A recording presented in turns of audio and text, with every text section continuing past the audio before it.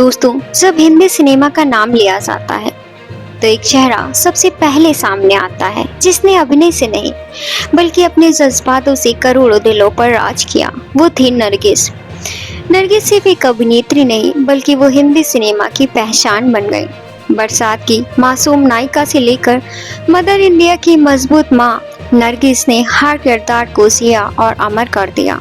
उनकी जिंदगी सिर्फ फिल्मों की रील तक सीमित नहीं बल्कि असल जिंदगी में हुए उनके रिश्ते, उनका संघर्ष और उनका अधूरा सा दर्द आज भी लोगों की आंखों को नम कर देता है। आज हम आपको लेकर चलेंगे नरगिस जी की उस अद्भुत जीवन यात्रा पर जहां शोहरत है, इश्क है, जुदाई है और वो मुकाम है जिसने सिनेमा की मदर इंडिया उन्हें बना दिया।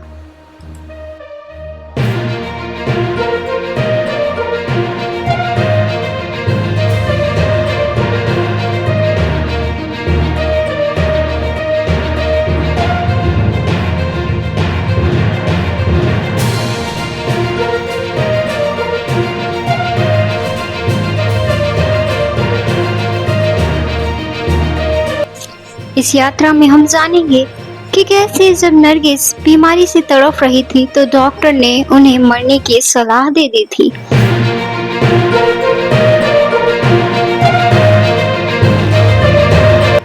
कैसे नरगिस की शादी से टूट गए थे राज कपूर और दर्द के मारे सिगरेट से जला लिया था हाथ।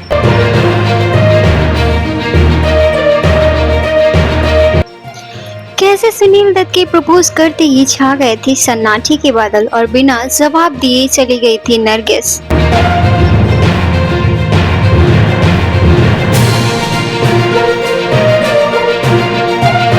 कैसे 10वीं तक पढ़ी हुई नरगिस हर इंटरनेशनल मुद्दे को समझती थी और सिर्फ व्हाइट कपड़े और लिपस्टिक का शौक रखती थी। नमस्कार दोस्तों, देसी दिलवाले में आपका स्वागत है।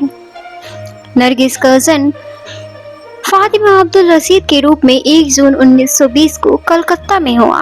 उनके जन्म स्थान को लेकर विवाद होता रहा है। कुछ लोग मानते हैं कि उनका जन्म इलाहाबाद में हुआ था।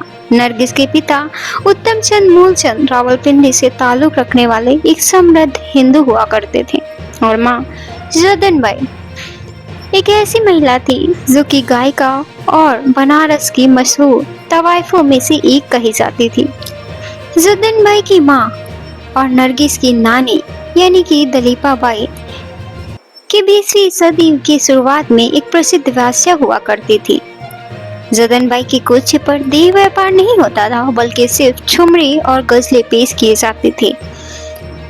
लेकिन क्या आपको पता है दोस्तों, नरगिस ने फिल्मी दुनिया में कदम माँ के कर्ज को उतारने के लिए रखा था। जी हाँ, नरगिस की माँ ने साल 1935 में एक प्रोडक्शन कंपनी शुरू की। इस प्रोडक्शन हाउस की पहली फिल्म थी तलाश-ए-हक, लेकिन उन्हें लगातार यहाँ पर नुकसान हो रहा था और कर्ज बढ़ता जा रहा था। इसके बाद नरगिस ने पढ़ाई छोड़कर एक्टिंग का रास्ता चुना और महज 6 साल की उम्र में ही अपनी माँ की फिल्म तलाश-ए-हक से ही अपने करियर की शुरुआत की।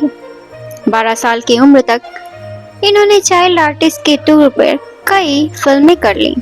नरगिस बेबी 14 साल की उम्र में निर्देशक महबूब खान की फिल्म तकदीर में मोतीलाल की हीरोइन के तौर पर पहला ऑडिशन हुआ था। कहा जाता है सुनील दत्त और नरगिस की मुलाकात एक इत्तेफाक थी। सुनील दत्त और नरगिस की मुलाकात सबसे पहले रेडियो दफ्तर में हुई। दरअसल उस समय नरगिस सिनेमा का जाना माना चेहरा हुआ करती थी, लेकिन सुनील दत्त सिलोन रेडियो में बतौर रेडियो जॉकी काम करते थे और नरगिस का इंटरव्यू लेने के लिए उन्हें कहा गया था। नरगिस समय से पहले स्टूडियो पहुंच गईं, लेकिन जैसे ही इंटरव्यू शुरू हुआ, नरगिस को देखकर सुनील दत्त इतना नर्वस हो गए कि वह सवाल तक नहीं पूछ पाए। यहाँ तक कि एक इंटरव्यू में सुनील दत्त ने यह भी बताया था कि एक बार मैं स्टूडियो में अपनी बहन और उसके 2 बच्चों के साथ बैठा था। मेरी बहन को गले में ट्यूमर यानी कि गांठ हो गई थी, जो कि मैं उस समय स्ट्रगल कर रहा था। मेरे पास डॉक्टर बड़े के लिए पैसे नहीं होते थे। जब स्टूडियो में नरगिस आई तो उन्होंने मुझे बुलाया। वो मुझे बिरगुरु कहकर बुलाती थी। ये वही इत्तेफाक है जो पहले मदर इंडिया के सेट पर हो चुका था। मैं उस वक्त काफी गंभीर मुद्रा में था। उन्होंने मुझसे पूछा, क्या बात है? मैंने उन्हें सारी बात बता दी और कहा मेरी बहन को तकलीफ है, लेकिन मैं यहाँ किसी डॉक्टर को नहीं जानता। इसके बाद जब देर रात में घर पहुंचा तो बहन ने मुझे बताया कल सुबह हॉस्पिटल जा रही हूँ, वहाँ मेरा ऑपरेशन होगा। यह सुनकर मैं हैरान था। मैंने पूछा अस्पताल कौन ले जा रहा है, तो वो बोली नरगिस सिंह। वो डॉक्टर को लेकर आई थी चेकअप के बाद। कल सुबह मेरा ऑपरेशन होगा। इस तरह नरगिस ने बिना मुझे बताए मेरी इतनी बड़ी समस्या चुटकियों में सॉल्व कर दी। इसके बाद से वो मेरे दिल में बस गई। मुझे लगने लगा था कि जिस तरह का मैं पार्टनर ढूंढ रहा था नरगिस वैसे ही है। नरगिस और सुनील दत्त को लेकर एक किस्सा और भी मशहूर है। कहा जाता है कि मदर इंडिया के सेट पर जब आग लग गई तो सुनील दत्त ने अपनी जान पर खेलकर नरगिस को बचाया था और यहीं से उनकी मोहब्बत की शुरुआत हो गई थी। सुनील दत्त ने एक इंटरव्यू में बताया था कि एक दिन वो मेरे यहाँ आए और जब जाने लगे तो मैंने कहा चलिए मैं आपको घर छोड़ देता हूँ। इसके बाद हम फिर कार से नेपियन सी रोड होते हुए बालकेश्वर रोड पहुँचे। फिर मैंने काफी हिम्मत जुटाते हुए उनसे कहा मैं आपसे कुछ कहना चाहता हूँ। वो बोले हाँ बिरजू बताओ। मैंने उनसे सीधे कहा क्या आप मुझसे शादी करेंगी। इसके बाद कार में सन्नाटा हो गया। थोड़ी देर बाद उनका घर आ गया और बिना जवाब दिए वो वहां से चली गई। इसके बाद मैं सोचने लगा अगर नरगिस जी ने कहा ना तो मैं फिल्म इंडस्ट्री को छोड़कर अपने घर चला जाऊंगा और खेती करूंगा। सुनील दत्त के मुताबिक कुछ समय बाद एक रोज मैं जब घर पहुंचा तो मेरी बहन मुस्कुरा रही थी। मैंने उनसे पूछा क्या हुआ, तो वो पंजाबी में बोली पाजी आपने मुझसे क्यों छुपाया। मैंने कहा क्यों, क्या मैंने छुपाया है तुमसे। इस पर बोली नरगिस जी मान गई हैं। मैंने कहा क्या मान गई हैं। वो बोली आप चुप ही रहो, जो आपने कहा था वो मान गई हैं। कहा जाता है इसी वजह से उनकी नौकरी भी जाते जाते बची थी। सुनील दत्त और नरगिस की दूसरी मुलाकात हुई फिल्म 2 बीघा जमीन के सेट पर, लेकिन दोनों के प्यार की शुरुआत पहले ही हो चुकी थी और सुनील दत्त ने प्रपोज भी कर दिया था। फिर क्या 1958 में मार्च में गुपचुप तरीके से नरगिस और सुनील दत्त ने शादी कर ली, लेकिन इसे उन्होंने 1959 में सबके सामने लाया। शादी के बाद नरगिस ने फिल्मों को अलविदा कह दिया। शादी के बाद नरगिस एक सक्सेसफुल वीमेन की तरह उभरी। सुनील दत्त जहां 1 BHK फ्लैट में रहते थे, वहीं नरगिस साउथ बॉम्बे लग्जरी जीवन जी रही थी। हालांकि शादी के बाद वह सुनील दत्त के साथ 1 BHK फ्लैट में शिफ्ट हो गई। कुछ इस कदर था नरगिस को सुनील दत्त से प्यार। लेकिन कहते हैं दोस्तों जहां प्यार सच्चा होता है वहां नजर लग जाती है। नरगिस का जीवन भी चुनौतियों और दर्द से भरा रहा। जहां 6 साल की उम्र में चाइल्ड आर्टिस्ट के तौर पर फिल्मों से डेब्यू किया, वहीं उनकी प्यार भरी दुनिया तो मिली, लेकिन अधूरी दुनिया में वो चल बसी।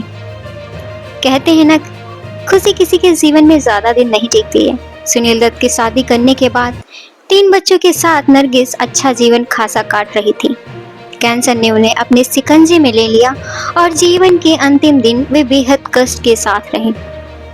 इनफैक्ट इतना कहा जाता है कि जब संजय की फिल्म रॉकी देखने की बारी हुई तो उनके लिए एक सीट फर्स्ट रो में छोड़ दी गई थी। कहा जाता है वो सीट नरगिस के लिए थी।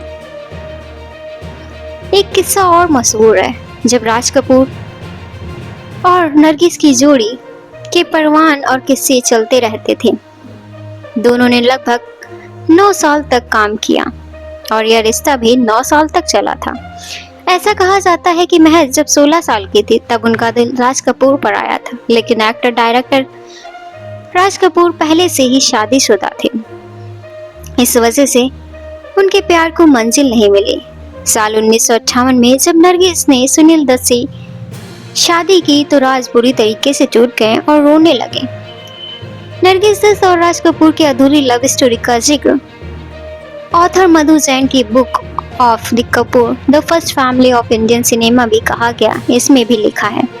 इस किताब के मुताबिक नरगिस से ब्रेकअप के बाद राज कपूर ने एक जर्नलिस्ट से अपने दर्द शेयर करते हुए कहा था कि उन्हें ऐसा महसूस हो रहा है जैसा उनके साथ धोखा हुआ है। इनफैक्ट उन्होंने अपने इस याददाश्त को वापस लाने के लिए अपना हाथ तक जला लिया था, वो भी सिगरेट से। नरगिस को बॉलीवुड में बहुत मान सम्मान मिला। उन्हें पद्मश्री पुरस्कार से भी सम्मानित किया गया। 1980 में इंदिरा गांधी की सरकार ने उन्हें राज्यसभा सदस्य भी बनाया। नरगिस राज्यसभा के लिए निर्वाचित पहली फिल्म स्टार थी। मुंबई के बांद्रा में उनका सड़क पर नाम भी पड़ा। हर साल हो रहे राष्ट्रीय फिल्म पुरस्कार में हमेशा ही वो सर्वश्रेष्ठ नरगिस दत्त पुरस्कार दिया जाता है। लेकिन एक किस्सा और भी मशहूर है। नरगिस को साड़ी और परफ्यूम को बहुत शौक था। वो अक्सर ही सिंपल साधारण साड़ी में दिखती थी और ज्यादातर उन्हें लिपस्टिक लगाना पसंद रहता था। नरगिस कैंसर से पीड़ित थी और अग्राशय का कैंसर, जिसका पता चलने पर वे न्यूयॉर्क भी चली गईं। कुछ समय बाद भारत लौटी तो उनकी तबीयत और ज्यादा बिगड़ गई और वो कोमा में चली गईं। डॉक्टर ने सुनील दत्त से कह दिया था कि एक्ट्रेस को चैन से मरने दो। डॉक्टर ने सुनील दत्त से कहा कि नरगिस कई महीनों से कोमा में है, अगर वह बच गई तो सिर्फ सब्जी की तरह पड़ी रहेंगी। लेकिन सुनील दत्त ने नरगिस को मौत देने से इनकार कर दिया। मेहनत रंग लाई और नरगिस कोमा से बाहर आ गई। वह ठीक हो रही थी। नरगिस कोमा से तो निकल आई, लेकिन कैंसर को मात नहीं दे सकी। उन्हें बेटे संजय दत्त की डेब्यू फिल्म रॉकी के प्रीमियम पर जाना था।